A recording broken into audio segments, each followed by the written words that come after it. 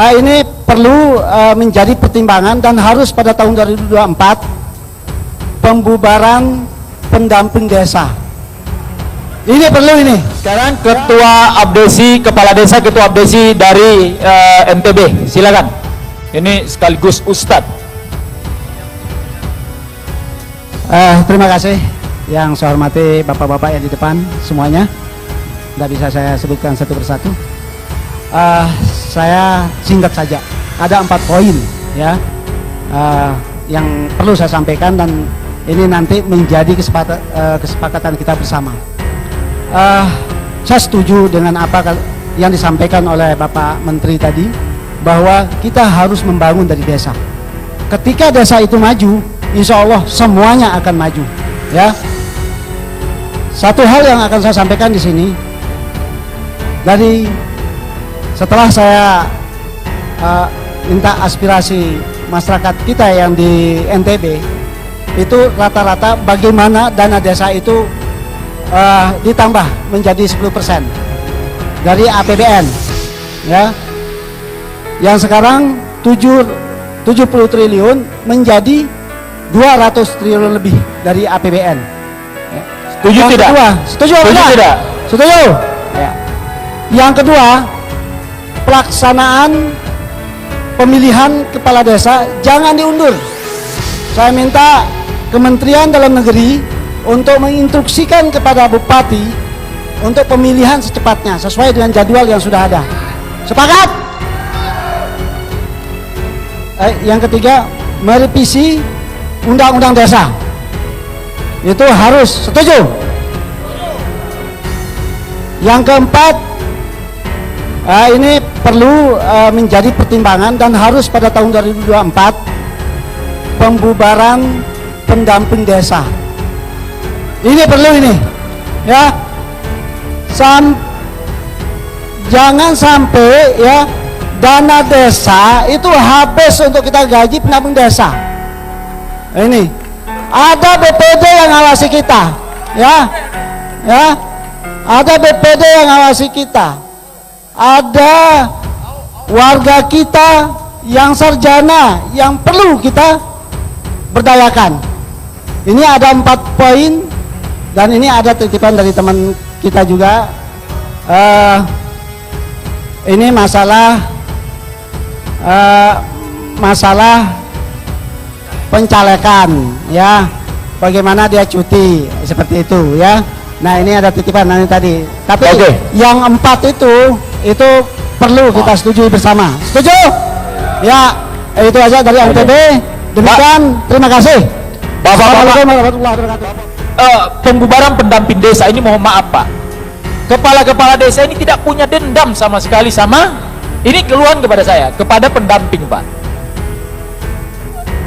Kan teman-teman ini kadang Pak, menganggap pendamping itu posisinya tidak efektif dan efisien Pak. Tidak efektif dan efisien. Benar atau tidak ini? Oke.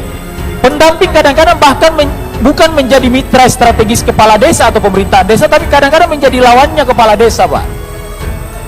Pendamping yang ikut melaporkan, bahkan kadang-kadang pendamping oknum ya, ikut-ikut nitip proyek kan gitu, nitip gambar sekian rupiah, benar atau tidak ini?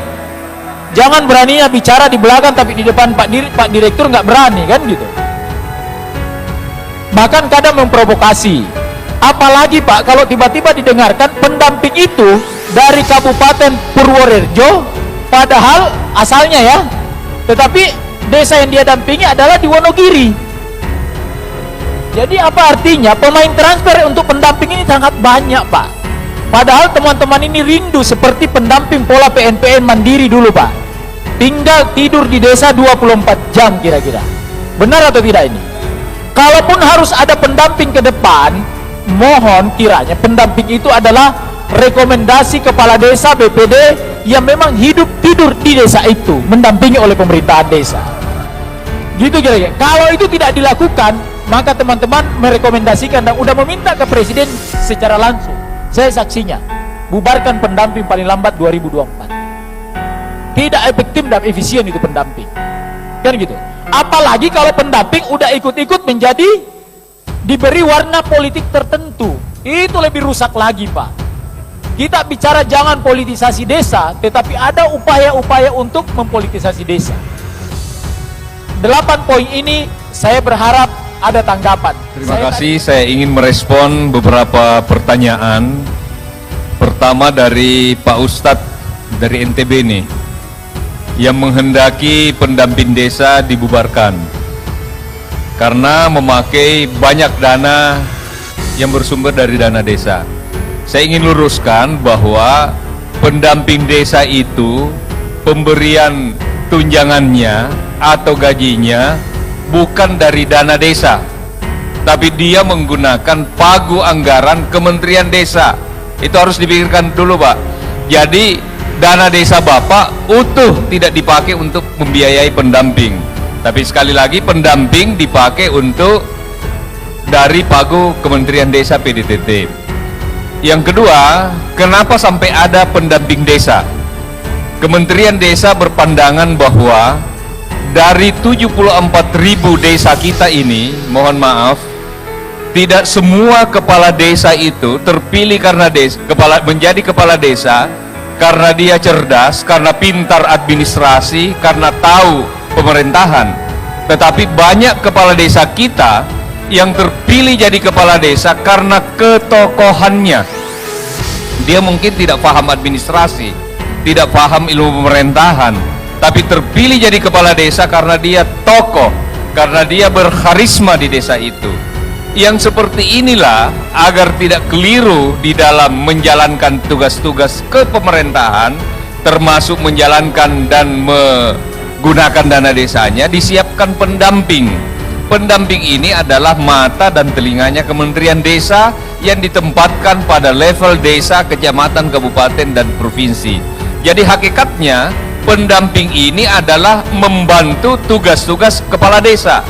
Kalau ditemukan ada pendamping yang kemudian menjadi saingan kepala desa atau bahkan mengganggu tugas-tugas kepala desa, Bapak sampaikan saja rekomendasi itu kepada Kementerian Desa untuk dilakukan peninjauan ulang atas posisi mereka sebagai pendamping desa.